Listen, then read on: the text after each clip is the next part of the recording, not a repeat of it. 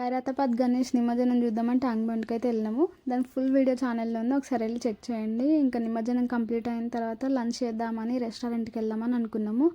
అక్కడే ఉన్న కేఫ్ బహార్కి అయితే వెళ్ళినాము. రిసీవ్ అయితే చెత్తగా ఉంది, అస్సలు మంచిగా లేదు, అస్సలు నచ్చలేదు.